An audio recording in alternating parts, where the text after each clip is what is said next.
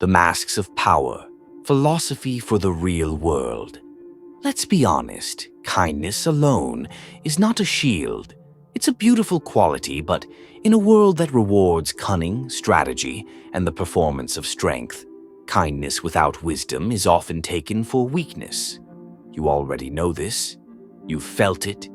You've done the right thing and received silence in return. You've given generously only to be overlooked, or worse, taken advantage of. We grow up believing that virtue guarantees victory, that honesty will be recognized, that moral integrity always prevails. But reality, as the great philosophers remind us, is far more complicated. The world doesn't hand out prizes to the most virtuous. It listens to those who understand human nature, who know when to bend, when to withhold, and when to strike. This is not a lecture against goodness. It's a call to pair goodness with intelligence, a call to develop what I will call conscious strength, an ability to navigate existence with both heart and strategy. The trap of naive virtue. Think for a moment about the people you admire most. Are they admired simply because they were nice? Or because they were able to move through a complex world with clarity, courage, and sometimes calculated distance? The trap many fall into is believing that morality and success are automatically aligned, that if you live purely, life will repay you. But as thinkers from Machiavelli to Nietzsche, from Sun Tzu to Simone de Beauvoir have shown us, existence is not organized around fairness. It's organized around power, perception, and will. Virtue without awareness easily becomes exploitation. People who live without boundaries often end up exhausted, invisible, and resentful. The psychology of perception. Here's a truth that is difficult to swallow. The world responds not to your essence, but to your signal. You may be talented, you may be wise, you may be endlessly kind. But if you project insecurity, if you radiate the sense that you can be walked over, the perception of weakness will override the reality of your strength. Perception is not the same as truth, but perception often dictates reality. People follow those who appear confident, not necessarily those who are right. A shaky leader, even if brilliant, inspires no trust.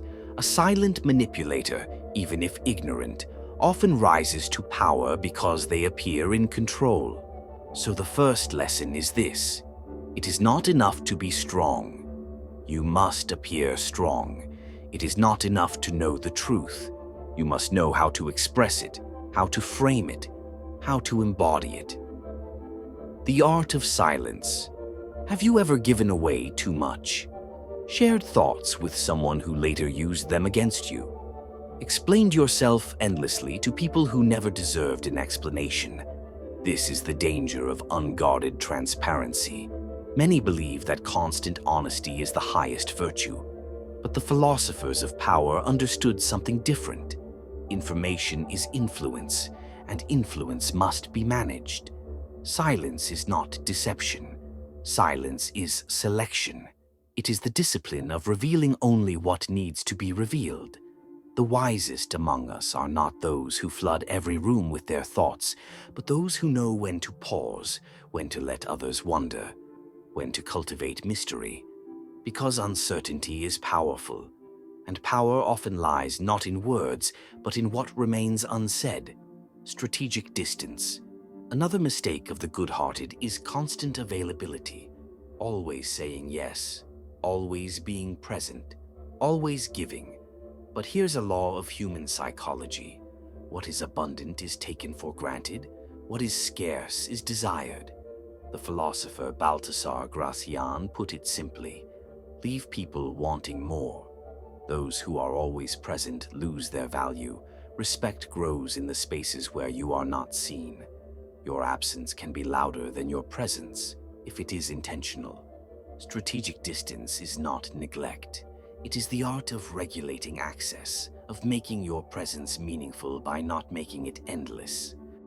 Emotional control. Most people think power is about strength, aggression, domination. But in truth, the most dangerous people are not those who shout the loudest. They are those who cannot be provoked. The moment you lose your temper, you lose control. Whoever controls your emotional state controls your actions. And the one who can remain calm in chaos, composed in insult, and balanced in pressure is the one who cannot be manipulated. The Stoics knew this well. Marcus Aurelius reminded himself, "You have power over your mind, not outside events. Realize this, and you will find strength." Emotional control is not the suppression of feeling, it is the mastery of response, the patience of power.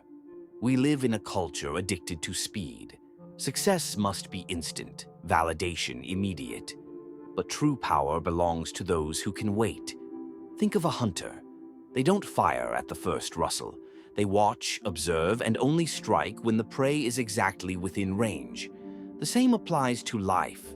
Those who rush waste energy. Those who wait choose their moment.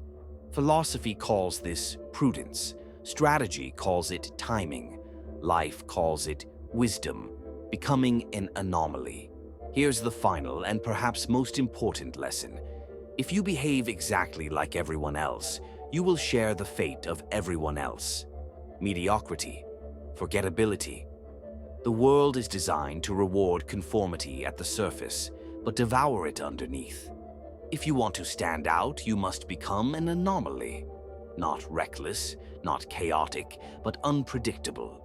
Someone who cannot be easily categorized, manipulated, or dismissed. This doesn't mean inventing a false persona. It means refusing to be bound by the expectations of others. It means sometimes smiling when people expect anger, and sometimes staying silent when people expect words. It means carrying within you a hidden card, an unseen depth, the balance of kindness and power. So where does this leave kindness? It remains essential, but not naive kindness, not the kindness that makes you a lamb among wolves. Instead, practice conscious kindness. Be generous, but set boundaries. Be open, but remain discerning. Be good, but never unguarded. Kindness without strength is exploited. Strength without kindness is tyranny. But the union of the two, goodness paired with intelligence, is what creates true presence, true respect, and true impact. Your choice. Now, the question falls to you. Will you continue believing that virtue alone guarantees victory? Or will you begin practicing the deeper art, the art of combining principle with perception, goodness with strategy, kindness with power? Because once you learn this balance, something extraordinary happens. People who once overlooked you begin to notice. Those who underestimated you start to wonder what changed. And those who tried to exploit you begin to hesitate, realizing you are no longer so easy to use. The world may not reward the pure of heart, but it will reward those who understand the dance of existence, the masks, the pauses, the silences, and the well-timed moves. So I leave you with this challenge. Do not stop being good, but stop being naive. Practice conscious kindness. Cultivate strategic silence. Guard your emotions. Value your absence as much as your presence. And above all, learn to play the game without losing your soul. Because the world doesn't remember those who were merely kind. It remembers those who paired kindness with wisdom and left echoes deep enough to outlive them. If this reflection has sparked something within you, leave the phrase "strength with kindness" in the comments so I know you've understood the heart of this message.